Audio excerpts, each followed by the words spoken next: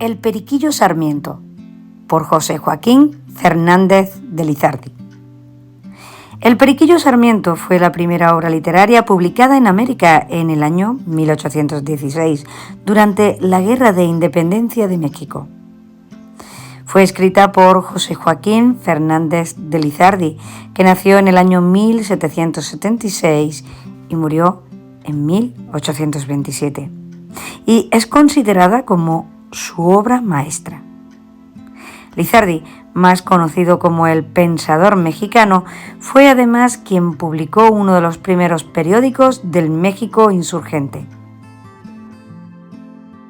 Se trata de una novela picaresca.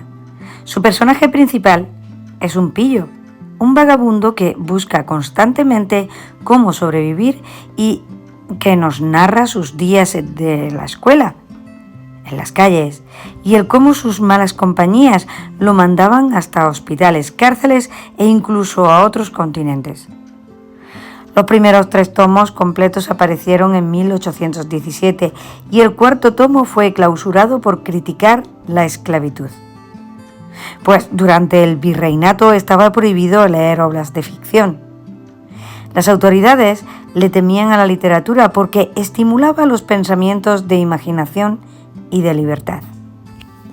El Periquillo Sarmiento es una novela que nos muestra el folclore y las tradiciones mexicanas de la época de la independencia, junto con las aventuras de este pintoresco personaje. Desarrollo. Lo primero que se narra o se muestra es a un hombre que es de avanzada edad y que está postrado en cama, esperando tranquilo la hora de su muerte, rodeado de sus hijos, a quienes les habla y les cuenta gran parte de sus vivencias, a la par que les advierte sobre los peligros que amenazan y lastiman a los hombres en el curso de sus días. Esta es, en palabras cortas, la razón por la cual se escribió el libro. El inicio de su historia se ubica en el año 1773, con el nacimiento de Pedro Sarmiento, nuestro protagonista. En México, la capital de Nueva España, justamente en la época de la colonización, donde las diferencias sociales eran en exceso notorias. Los españoles dominaban el territorio y los mexicanos eran tratados como simples esclavos. Pedro nace en una familia no pobre ni tampoco muy rica. Su madre era bonita, pero bastante inocente y crédula de los mitos o leyendas comunes, como el mal de ojo y otros peligros imaginarios. Era sumamente sobreprotectora, mientras que su padre, por el contrario, era un hombre sensato. Pasados los años, Pedro llega a la edad en que tiene que asistir a la escuela, muy en contra de sus deseos y los de su madre. Es justo en esta que, al siempre ir vestido de verde y amarillo, y al haberle dado una sarna una vez, se gana el apodo de Periquillo Sarmiento. Con lo que ambos padres no contaban era con que su tiempo en la escuela lo pasaría con las peores compañías que podría haber, mientras que él se convertía en el más maldito de todos ellos. De entre todas las amistades que hizo a lo largo de su vida, una de las más destacables sería Januario, a quien apodaban Juan Largo. Este personaje fue quien más influyó en la vida tan pícara y desvergonzada de Periquillo, pues fue quien le enseñó a jugar, robar, mentir y apostar, y que además gustaba de meter en muchos problemas varias veces a nuestro querido protagonista. Una vez que regresó a su hogar, su padre se decidió a hablar con él sobre lo que haría en su vida. Le dio a elegir entre aprender un oficio o hacerse sacerdote teólogo. El Periquillo consultó a otros de sus amigos llamado Martín Pelayo, quien era igual o peor que Juan Largo. Este le recomendó que estudiara para clérigo, pues los mismos en aquella época eran respetados por todos, contaban con buena posición económica y muchos privilegios. Justo en la universidad, Pedro se reencontró con su amigo Martín y él mismo le arrastró consigo a todo tipo de casas de señoritas y tertulias, donde aprendió de los vicios y se hizo un bailador incansable, refranero y atrevido. Con todo ello, dejó de lado por completo sus estudios. El día que menos lo esperó, su padre se enteró de aquello y esa misma tarde le dijo que escogiera un oficio o lo mandaba como esclavo a China, ya que no estaba haciendo por sí mismo nada provechoso de su vida. Pedro, alarmado por aquel ultimátum, consultó a su amigo Pelayo por un sabio consejo y él mismo le recomendó nuevamente que se hiciera fraile. Le ayudó consiguiendo una carta de recomendación que presentó en el convento de San Diego y donde fue admitido al poco tiempo. Regresó a casa con la patente de admisión. Su madre se mostró contenta por la misma, aunque su padre, más sensato, no parecía creer que fuera por verdadera convicción o virtud. Así, se dirigió a Tacubaya, donde está el noviciado de San Diego. El personaje dice: se celebró la función, tomé el hábito, pero no me desnudé de mis malas cualidades. Pues efectivamente, a pesar de ser fraile, el periquillo no dejó de lado a sus malas costumbres, ni tampoco sus vicios o maneras tan irresponsables y flojas de ser con todo. Bastó que pusiera un pie en el lugar y que pasara un día para notar que todo allí le incomodaba y le disgustaba. Todo lo hacía mal porque todo lo hacía de mala gana.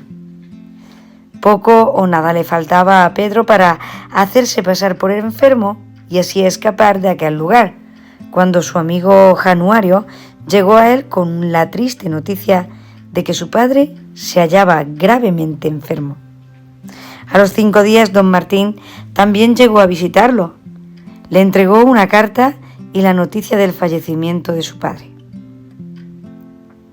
Luego de ello, a los 15 días, le fueron retirados los hábitos y volvió a casa, donde su madre lo recibió y manifestó su alegría de tenerle de vuelta.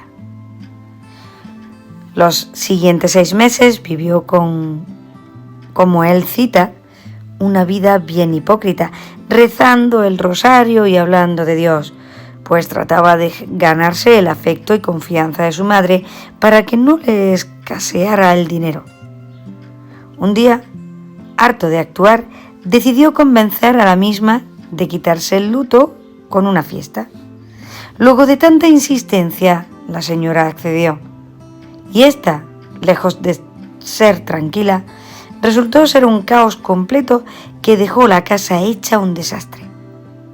Inconforme con ello, Pedro, a los pocos días, se acabó el dinero que había en casa. Vendió muebles, ropas y joyas para conseguir más y poco a poco los dejó a él y a su madre en la ruina. No mucho tiempo después, ya cuando hasta la comida era insuficiente, la pobre madre de Periquillo falleció, gracias a una fiebre violenta que le hizo delirar por 6 días. Él mismo no apareció hasta después de otros 3 días, ya cuando el cuerpo fue enterrado. Volvió fingiendo que no sabía nada, y todo para no tener que atender a los gastos del velorio o el entierro. Una vez que quedó solo, no dudó en salir de las calles para probar suerte y buscar nuevas aventuras. Es aquí, después de la muerte de ambos padres, donde inicia el desarrollo de la historia, pues en muy poco tiempo nuestro protagonista se halló perfectamente en bares, apostando, robando o haciendo un mal uso de sus malas costumbres y hábitos poco dignos.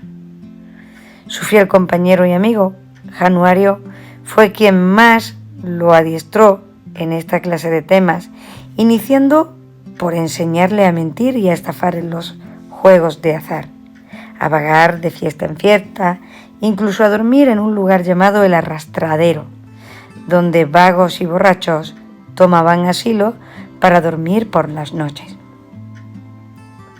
Los primeros días le fueron provechosos, pues no le faltó el dinero, hasta para comprar ropa le alcanzó, pero la misma buena racha poco a poco desapareció, hasta que nuevamente tanto él como Juan Largo quedaron en las mismas.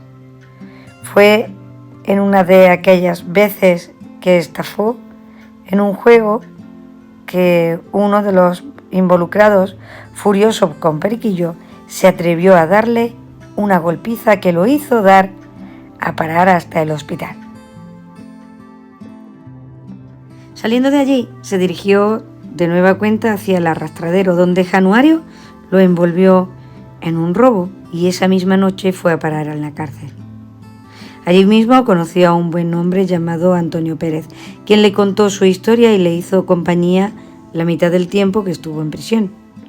Como era de esperar, a pesar de tener al fin una buena compañía, una vez que don Antonio salió de prisión, Periquillo no tardó nada en hacerse de malas amistades. Conoció a Aguilita o Aguilucho, quien a pesar de hacerse llamar su más íntimo amigo, le robó las pocas pertenencias que don Antonio le había regalado antes de irse. Cualquier otra cosa que pudo haber tenido Pedro en su tiempo en la cárcel siempre terminaba siendo apostada y perdida o robada.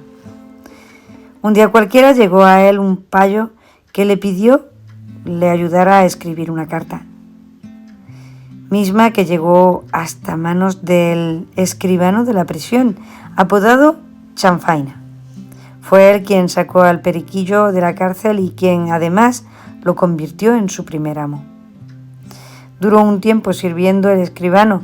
Al poco tiempo, Periquillo se enredó con la muchacha que le gustaba a su amo. Esta se llama Luisa.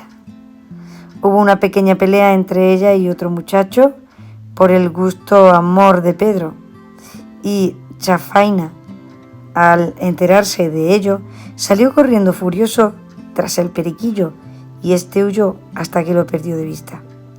En medio de su carrera le encontró con Agustín Rapaventas, un viejo conocido de su padre, y a quien luego de engañar consiguió que le diera asilo en su casa. Allí conoció a su amigo Andrés, quien era aprendiz de Agustín y que compartía la misma naturaleza floja, desobligada que el Periquillo.